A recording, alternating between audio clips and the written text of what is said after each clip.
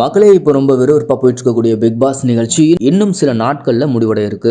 ஆரம்பத்துல ரொம்பவே டல்லா போன இந்த நிகழ்ச்சி இப்போ தான் பயங்கரமா சூடு பிடிக்கவும் ஆரம்பிச்சிருக்கு. இந்த வாரம் பிக் பாஸ்ல இருந்து 2 பேர் வெளியே போவாங்கன்னு சொல்றாங்க. சோ ஃபர்ஸ்ட் லிஸ்ட் வரிசையில யார் கடைசியா இருக்காங்களோ அவங்கள தான் பிக் பாஸ் வீட்டை விட்டு போக போறாங்க. போன வாரம் பிக் பாஸ்ல காதல் புறாவா வலம் வந்த பாரும் கமருதீனும் திடீர்னு சண்டை போட ஆரம்பிச்சாங்க. இதை பார்த்தவங்க எல்லாரும் அப்பாடா இப்பதான் நிம்மதினு பெருமூச்சு விட்ட நேரத்துல இப்போ இன்னொரு சம்பவம் நடந்திருக்கு. அதாவது நேத்து விஜய் சேதுபதி கமருதீன் கிட்ட உங்களுக்கு பிடிச்ச 2 பேரோட பேரை சொல்லுங்க, அதுல ஒருத்தரை நான் உங்க கூட சேர்த்துக்கிறேன்னு சொன்னாரு. அவரு சொல்லி முடிக்கிறதுக்குள்ள கமருதீன் பாருன்னு சொல்ல உடனே அங்கிருந்தவங்க எல்லாரும் ஹாப்பியா கத்த ஆரம்பிச்சிட்டாங்க. அந்த சமயம் பாரு முகத்துல வந்ததே சிரிப்பு. அடேங்க அப்பா, சிரிச்சுக்கிட்டே ஓடி போய் கமருதீன் பக்கம் நெருக்கமா உட்காந்துட்டாங்க பாரு. இதை பார்த்த விஜய் சேதுபதி நம்ம தலையெழுத்த நம்மளால தானே எழுத முடியும்னு சொல்றாரு. அவர் சொல்லி முடிக்கவும் பாரு எந்திரிச்சு தேங்க்யூ சார்னு சொல்லிட்டாங்க. இந்த ப்ரமோவை பார்த்த ஆடியன்ஸ் அடடா ஒன்னு சேர்ந்துட்டாங்களே, சண்டை போட்டு பிரிஞ்சிருவாங்கன்னு நினைச்சா இப்படி மறுபடியும் ஒன்னு சேர்ந்துட்டாங்களேன்னு வேடிக்கையா கமெண்ட் செஞ்சுட்டு இருக்காங்க.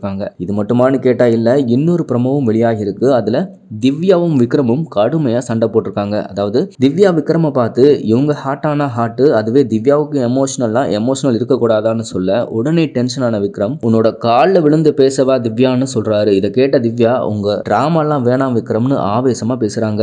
இடையில விக்ரமோட மனைவியையும் இழுத்து பேச உடனே கோபத்தின் உச்சிக்கே போன விக்ரம் என்னோட மனைவியை எதுக்கு இழுத்து பேசுறீங்க, என்னோட மனைவி பிக் பாஸ்லயே கிடையாது, அப்போ எதுக்கு அவளை பத்தி பேசுறீங்கன்னு சொல்லி ரொம்ப கோவப்பட்டு பேசுறாரு. அதுக்கப்புறம் திவ்யா கிட்ட என்ன ரைட்ஸ் இருக்கு உனக்கு என்னோட மனைவி பத்தி பேசன்னு சொல்லி திவ்யாவை அடிக்க பாக்குறாரு. இந்த வீடியோவை பார்த்த பலரும் திவ்யா செஞ்சது தப்பு தான், அவரோட மனைவியை பத்தி பேசியிருக்க கூடாதுன்னு கமெண்ட் செஞ்சுட்டு இருக்காங்க.